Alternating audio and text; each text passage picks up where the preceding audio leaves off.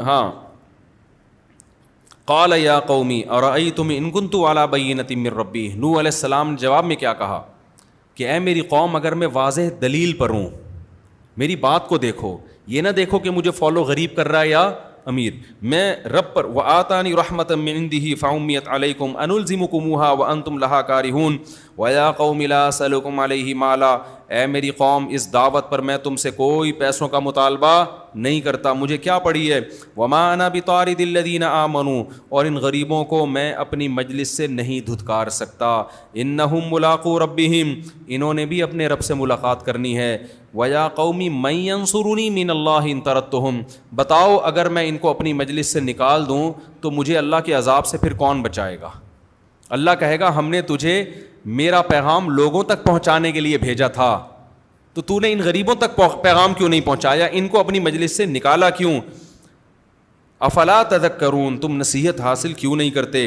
رہا یہ مسئلہ کہ تم مجھے کہتے ہو کہ ہماری طرح کے انسان ہیں، دولت بھی نہیں ہے، تو ولا اقول لکم عندی خزائن اللہ، میں نے تو کبھی بھی نہیں کہا کہ میرے پاس اللہ کے خزانے ہیں، ولا اعلم الغیب، میں نے یہ بھی نہیں کہا کہ میں غیب جانتا ہوں، مجھے نہیں پتا کل کیا ہونے والا ہے، میرے پاس غیب کا علم نہیں ہے۔ اس سے صاف پتہ چلتا ہے کہ پیغمبر عالم الغیب نہیں ہوتے، نہ میرے پاس غیب کا علم ہے، ولا اقول انی ملک، اور نہ میں یہ کہتا ہوں کہ میں کوئی فرشتہ ہوں، نور ہوں، ایسا بھی نہیں ہے، میں بشر ہوں، کھاتا ہوں، پیتا ہوں۔ ولا اقول للذین تزدری اعینکم لن یؤتیہم اللہ خیرا، اور جن غریبوں کو تم تانے دے رہے ہو، مشرکین یہ بھی تانے دیا کرتے تھے کہ اصل میں ان کو کوئی عزت دینے والا نہیں ہے، تو یہ آپ کے دربار میں ان کو عزت مل رہی ہے تو اس چکر میں آ رہے ہیں، نیتوں پہ بھی شبہ کرتے تھے۔ تو نوح علیہ السلام نے کہا کہ اللہ اعلم بما فی انفسہم، ان کے دلوں میں کیا ہے یہ کون جانتا ہے؟ اللہ، میں دل کا مکلف نہیں ہوں۔ بعض دفعہ ہوتا ہے نا کہ یار لوگ کہتے ہیں اصل میں ان کو تو سوسائٹی میں کوئی لفٹ ویسے ہی نہیں کرا رہا تھا، تو چونکہ آپ نے اپنی مجلس میں جگہ دے دی، انہوں نے کہا چلو تھوڑی ہمیں یہاں عزت مل رہی ہے، تو ان کی نیتیں ٹھیک نہیں ہیں۔ تو حضرت نوح علیہ السلام نے کیا کہا کہ ان کے دل میں کیا ہے یہ کون جانتا ہے؟ اللہ، میں ظاہر کا مکلف ہوں، میں دل کا مکلف نہیں۔ کتنی زبردست تبلیغ ہے ہمارے لیے۔ آج ہم دل میں گھس رہے ہوتے ہیں اگلے کے، ابے یہ جو کھلا رہا ہے نا غریبوں کو، ابے یہ ہمیں پتہ ہے شو مارنے کے لیے، تجھے کیا پتہ یار یہ شو مارنے کے لیے یا ترغیب دینے کے لیے؟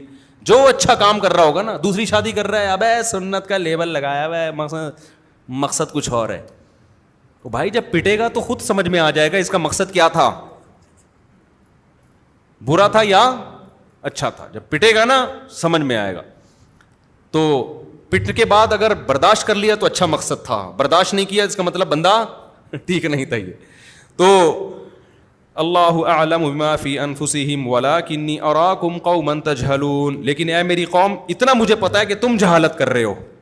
ان کے بارے میں نہیں کہہ سکتا کہ ان کی نیت ٹھیک ہے کہ غلط، لیکن تمہارے بارے میں یقینی کہا جا سکتا ہے کہ تم جہالت کر رہے ہو۔ قرآن کہتا ہے 950 سال کم نہیں ہوتا، دن میں رات میں نوح علیہ السلام پکارتے رہے، سمجھاتے رہے، آ جاؤ اللہ کی طرف، چھوڑ دو اس شرک کو، مان لو اس اللہ کی۔ قوم دنیا پرستی، قوم کے مسائل کیا ہوتے ہیں؟ پیٹرول سستا ہو جائے، آٹا سستا ہو جائے، پیٹ بھر جائے، سکون کی زندگی ملے، اللہ سے کوئی واسطہ نہیں۔ تو قوم بڑے سکون میں تھی، بارشیں آسمان سے برس رہی تھیں، زمین سے نباتات اگ رہے تھے، فصلیں لہلہا رہی تھیں، مسائل ان لوگوں کے حل تھے۔ تو یہی قوم ایک ترقی یافتہ کنٹری ہونے کی علامت ہے۔ قوم یہ کہتی تھی ہم ترقی یافتہ ملک ہیں، مضبوط لوگ ہیں، سب کچھ ٹھیک ہے، تو بس ٹھیک ہے نا۔ آج پتہ ہے ہمارے لبرل لوگوں نے سکسیس اور کامیابی اس کو سمجھ لیا ہے کہ ڈالر نیچے ہو جائے اور ہماری کرنسی جو کبھی بھی اوپر بظاہر نہیں لگ رہا، اللہ کرے ہو جائے، وہ کہاں چلی جائے؟ اوپر ہو جائے۔ ہونا چاہیے ایسے، ہمیں بھی خوشی ہوگی۔ یہ اصل کامیابی نہیں ہے۔ قرآن جو کہہ رہا ہے نا وہ کہیں اور لے کے جا رہا ہے آپ کو، وہ کسی اور طرف لے کے جا رہا ہے۔ تو نوح علیہ السلام کی قوم کہتی تھی ہم ترقی یافتہ لوگ ہیں، کوئی ٹینشن نہیں ہے، کوئی پرابلم نہیں ہے۔ تو یہ بحث میں کتنے سال لگے ہیں؟ 950 سال۔ لوگ کہتے ہیں نا اگر اللہ ان نافرمانوں سے ناراض ہے تو تباہ کیوں نہیں کر دیتا؟ بھائی اللہ ہماری طرح جلد باز نہیں ہے، حلیم ہے، بردبار ہے، وہ ہماری طرح نہیں ہے۔ ہمیں تو کسی پہ غصہ ہے اسی وقت جاری کر دیتے ہیں، اللہ ایسا نہیں، وہ بہت مہلت دیتا ہے۔ 950 سال تک سمجھاتے رہے. قرآن کہتا ہے قالوا یا نوح قد جادلتنا, ایک دن قوم نے کہا اے نوح تو نے ہم سے بڑا جھگڑا کیا, فاکثرت جدالنا, بہت زیادہ جھگڑا ہو گیا ہے, 950 سال کوئی کم نہیں ہوتے, بہت بحث ہو گئی ہے. فاتنا بما تعیدنا ان کنت من الصادقین, اب ایسا کر تو عذاب لے آ, جو صبح شام وعدے کرتا ہے نا عذاب آئے گا, اب ہمیں دکھا دے اپنی آنکھوں سے. اب کیا کر, ہمیں یہ ہٹ دھرمی کی انتہا ہے بھائی, ایسے ہی چلتے رہتے. وہ گن پوائنٹ پہ تو نہیں تمہیں مسلمان بنا رہے نا, وہ زبردستی تو نہیں سر پھاڑ رہے معاذ اللہ کسی کا, دعوت دینے دو ان کو. جیسے بعض لوگوں کے یہاں تبلیغ والے آتے ہیں, بھائی سن لو 5 منٹ کی بات کریں گے نا, چلے جائیں گے, کوئی زبردستی گھسیٹ کے تھوڑی, وہیں سے غصہ کرنا شروع کر دیتے ہیں. تو یہ بڑی خطرناک بات ہے کہ آپ دین کی دعوت پہ ہی برگلانا شروع کر دیں, آپ کو بہت, یہ تکبر کی علامت ہے. تو قوم جواب میں کہنے لگی تو نے بہت جھگڑا کیا ہم سے, فاکثرت جدالنا, اب تو عذاب لے آئے. قال انما یاتیکم بہ اللہ ان شاء, نوح علیہ السلام نے کہا مجھے نہیں پتا کب عذاب آئے گا, یہ لائے گا کون؟ اللہ, وہ بھی اس وقت لائے گا جب وہ چاہے گا, نہیں چاہے گا تو دنیا میں کوئی عذاب نہیں آئے گا. آپ دیکھو پیغمبر کے اعصاب کتنے مضبوط ہوتے ہیں. پیغمبر نے جو پہلے دن سے دعویٰ کیا ہوتا ہے نا, آخری دن تک اسی پہ قائم رہتے ہیں کہ میں خدا کا پیغام پہنچا رہا ہوں, میں کوئی عذاب لانے کا میں تھوڑی ذمہ دار ہوں, عذاب کون دے گا؟ اللہ دے گا, اگر وہ چاہے گا تو دے دے گا, تو مجھ سے کیوں کہہ رہے ہو کہ عذاب لیا؟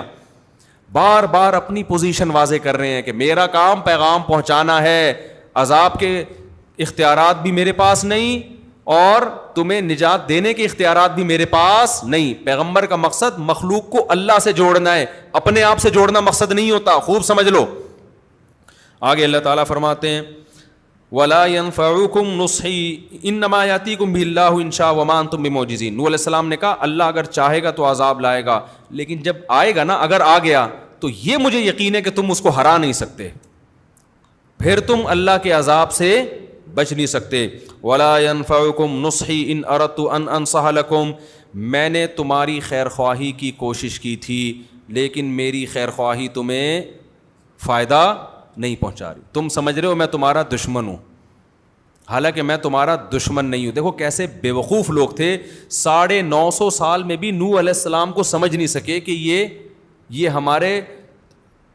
ہمیں نقصان پہنچانا چاہتے ہیں یا بھلائی. واقعی دنیا میں آج بھی ایسے بیوقوف لوگ موجود ہیں. انسان کو پرکھنا کہ یہ بھی ہر آدمی کا کام نہیں ہے. جو کم ظرف لوگ ہوتے ہیں نا, وہ اپنے خیر خواہ کو بھی غلط نیت سے دیکھتے ہیں. آپ ان کی بھلائی کی بات کرو کہ وہ اس میں بھی کیڑے نکالیں گے, یار اس کا لگتا ہے اپنا مفاد ہے. یہ ہم نے بھی دیکھے ہیں دنیا میں ایسے لوگ. آپ اس کے لیے کر کر کے تھک جاؤ گے, وہ پھر بھی وہم میں رہے گا کہ یار پتہ نہیں اس کا کوئی مفاد تو نہیں ہے. تو ظرف تھوڑا کیا ہونا چاہیے, بڑا. تو کیسے بدبخت لوگ ہیں, 950 سال میں بھی نوح علیہ السلام ان کی سمجھ میں نہیں آئے کہ بھئی یہ اپنا ان کا کچھ بھی نہیں ہے, یہ ہمارے بھلے کی باتیں کر رہے ہیں, ہماری بھلے کی. نہ ان کو حکومت چاہیے نہ ان کو مال چاہیے. نہیں سمجھ میں آئی تو نوح علیہ السلام نے یہی کہا کہ میں نے تو تمہاری بھلائی کا سوچا تھا, لیکن میرے سوچنے سے تمہیں کوئی فائدہ نہیں ہوا. آگے نوح علیہ السلام نے فرمایا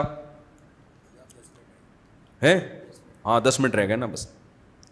نوح علیہ السلام نے تو 950 سال میں فرمایا تھا جو بھی فرمایا تھا, میں 10 منٹ میں فرما رہا ہوں.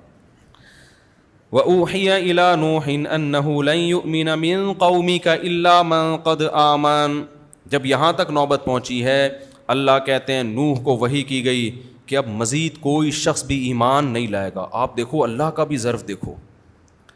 اللہ نے 950 سال تک عذاب کو اس لیے ڈیلے کیا کہ اللہ کو پتہ تھا کہ فلاں 500 سال کے بعد ایمان لائے گا, فلاں 600 سال کے بعد لائے گا, فلاں 700 سال کے بعد, جو آج اتنی دشمنی پر ہے لیکن اس میں کچھ نہ کچھ ایمان کی رمق ہے.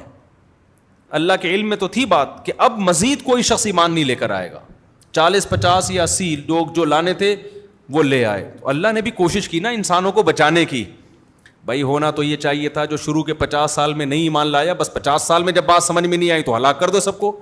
لیکن اللہ کا حلم کتنا ہے, مہلت دیتے دیتے دیتے دیتے اللہ نے تباہ کرنے کا ارادہ اس وقت کیا جب اللہ کے علم میں یہ بات تھی کہ اب مزید کوئی بھی ایمان نہیں لائے گا. یہ بات اسلام میں بھی ہوئی ہے.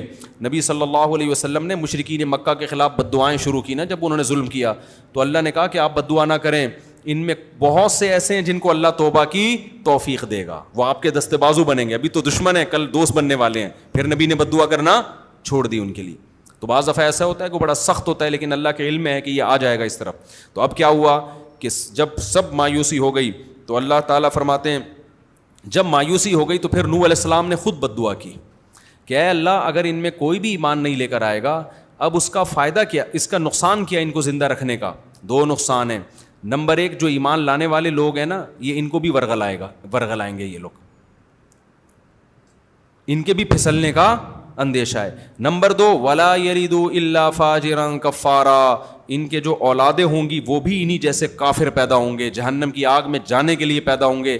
ان پر بھی رحم کا تقاضا یہ کہ ان کی نسل کو یہیں پر ختم کر دے. تو پیغمبر کا بھی حوصلہ ہے, برداشت ہے, بد دعا نہیں کر رہے 950 سال میں, کی بھی اس وقت ہے کہ جب دو آپشن آ گئے, بھئی یا تو ان کو تباہ کر دیا جائے یا اپنے ایمان والوں کو آزمائش میں ڈال دیا جائے. تو پہلے تو اپنے ایمان والوں کو بچانا ہے نا, ان کے بچانے کے لیے ان کا برباد ہونا ضروری تھا. اس سے پتہ چلتا ہے کہ دو بڑی مصیبتوں میں سے ہمیشہ چھوٹی مصیبت کو اختیار کر لینا چاہیے تاکہ بڑی مصیبت سے حفاظت ہو جائے. آج بہت سے لوگ اتنے میٹھے بن جاتے ہیں کسی کے خلاف کچھ کرنا ہی نہیں ہے. بھائی کچھ نہ کر کے اس سے بڑا آپ کے خلاف ہو رہا ہوتا ہے پھر, ٹھیک ہے نا. تو ایسے موقع پہ بد دعا کرنی چاہیے. یہ بد دعا موسیٰ علیہ السلام سے بھی ثابت ہے. ایک وقت کے بعد جا کے نا حضرت موسیٰ نے فرعون کے خلاف بد دعا کی تھی کہ اللہ یہ بنی اسرائیل آزمائش میں پھنس پڑ گئے ہیں اس کی وجہ سے, تو اس کو تباہ کر دے. تو یہاں پھر نوح علیہ السلام نے بد دعا کی. پھر جب بد دعا کی ہے تو اللہ تعالیٰ کی آیتیں نازل ہوئیں کہ وَاصْنَعِ الْفُلْكَ بِأَعْيُنِنَا وَوَحْيِنَا. وقت پورا ہو چکا ہے. میں پھر انشاءاللہ, پھر یہ واقعہ بڑا لمبا ہے نا, پھر یہ واقعہ انشاءاللہ پھر میں کل شروع کروں گا. تو خلاصہ یہی نکلا کہ ہر پیغمبر کی ایک ہی دعوت ہے, اللہ تعبدوا الا ایہ. دیکھو یہ جو لا الہ الا اللہ کا کلمہ ہے نا, اس کا کثرت سے ورد کرنا چاہیے. یہ بڑا جاندار کلمہ ہے. حدیث میں آتا ہے افضل الذکر لا الہ الا اللہ, سب سے بہترین ذکر کون سا ہے؟ لا الہ. کیوں؟ اس میں ایتھیس لوگوں کی بھی نفی ہے. جو ایتھیس لوگ ہیں وہ کہتے ہیں کوئی کریٹر ہے ہی نہیں. جب آپ نے کہہ دیا اللہ کے سوا کوئی معبود نہیں ہے تو آپ نے کریٹر کو مان لیا نا آپ نے, تو ان کی بھی نفی ہو گئی کہ نہیں ہم خدا کو مانتے ہیں. پھر بہت سے لوگ جو خدا کو مانتے ہیں وہ کہتے ہیں اللہ نہیں ہے کوئی اور ہے. وہ کہتے ہیں خدا ہے مگر اس کا نام اللہ نہیں ہے. ہم کہتے ہیں پھر کون ہے بھائی؟ وہ کہتے ہیں پتہ نہیں کون ہے, بس ہے, اللہ تو نہیں ہے. ہم کہتے ہیں بھائی وہ خدا جو اپنا تعارف کروا رہا ہو, جو احکام دے رہا ہو, وہ تو اللہ ہی ہے. اس نے اپنا نام کیا بتایا؟ اللہ. اس کے علاوہ کوئی اور ہے تو مارکیٹ میں آئے نا, وہ گونگا بہرا کیوں ہے؟ تو ہم اس خدا کو مانیں گے جو بولتا ہے, احکام دیتا ہے, اس کا نام اللہ ہی ہے. تمہارا والا پتہ نہیں کدھر بیٹھا ہوا ہے. تو لا الہ الا اللہ میں آپ یہ بھی اقرار کر لیتے ہیں کہ میں خود کریٹر کا قائل ہوں, اور میں اس کریٹر کا جس کو کیا کہا جاتا ہے؟ اللہ کہا جاتا ہے. یہ بھی اس نظریے کی بھی نفی ہو گئی. تیسری بات, بہت سے لوگ یہ کہتے ہیں کہ چلو ہم مان لیتے ہیں خدا ہے, وہ اللہ بھی ہے, تو کیا کریں, اب ہے تو کیا کریں بھائی, بس ہے وہ, اس کو بندوں سے کیا غرض ہے, ہم اپنی لائف گزاریں گے, لائف کو انجوائے کریں گے, ہم اس کی بات کیوں مانیں, اس کو کیا اس سے کہ کوئی میری مان کے چلے یا نہ مان کے چلے, وہ کیوں جنت جہنم میں بھیجے گا. تو لا الہ الا اللہ, کوئی معبود نہیں ہے. معبود کا مطلب جس کی غلامی کی جائے. تو ہم اس میں مان رہے ہیں کہ اللہ کیا ہے؟ معبود. خالی ہم اس اللہ کے وجود کے قائل نہیں ہیں, صرف اس کے قائل نہیں کہ اس کے نام اللہ ہے, بلکہ ہم اس کے بھی قائل ہیں کہ وہ عبادت کے لائق ہے. اس کی غلامی کرنی ہے ہم نے, اس کی مان کے چلنا ہے, نماز پڑھنی ہے, زکوٰۃ دینی ہے, روزہ رکھنا ہے. ایسا اللہ ہم نہیں مانتے کہ جس کا بندوں سے کوئی لنک ہے ہی نہیں اور بندوں سے کچھ چاہتا ہی نہیں ہے. تو یہ بھی اقرار کس میں ہو گیا؟ لا الہ الا اللہ میں. چوتھا, بہت سے لوگ کہتے ہیں کہ بھائی خدا ہے اور اس کی عبادت بھی کرنی چاہیے, جیسے ہندو بھی کہتے ہیں خدا ہے, بھگوان ہے, اس کی عبادت کرنی چاہیے. عیسائی بھی کہتے ہیں کرنی چاہیے, وہ عبادت کے قائل ہیں, معبود مانتے ہیں, لیکن وہ اللہ کے ساتھ دوسروں کو شریک بھی کر دیتے ہیں. تو لا الہ الا اللہ میں ہم نے یہ مان لیا کہ معبود بھی صرف کون ہے؟ اللہ ہی ہے, اس کے علاوہ کوئی بھی نہیں ہے. تو بتاؤ اس سے زیادہ خاندانی بات کوئی ہو سکتی ہے؟ کیا کریں یار, اس سے زیادہ خاندانی جملہ جس میں الحاد کی بھی نفی ہو گئی, جس میں ان لوگوں کی بھی نفی ہو گئی جو خدا کو کہتے ہیں اللہ اللہ نہیں ہے, وہ کچھ اور نام ہے, ان کی بھی نفی ہو گئی. ان کی بھی نفی ہو گئی جو کہتے ہیں چلو اللہ ہے یا کوئی بھی ہے لیکن معبود نہیں ہے, عبادت نہیں کرنی ہم نے اس کی, ان کی بھی نفی. اور ان کی بھی نفی ہو گئی جو کہتے ہیں اللہ کی بھی کرنی ہے اور اللہ کے علاوہ کی بھی کرنی ہے. تو اللہ کے وجود کو بھی مان لیا, اس کا نام بھی مان لیا کہ اللہ ہے, یہ بھی مان لیا کہ اس کی عبادت کرنی ہے, اور یہ بھی مان لیا کہ صرف اسی کی کرنی ہے, تو باقی بات ہی ختم ہو گئی. اور رہ کیا گیا؟ چھوڑو رہنے دو, ایسے جیسے چل رہے ہو نا ویسے ہی چلو, ٹھیک ہے نہیں.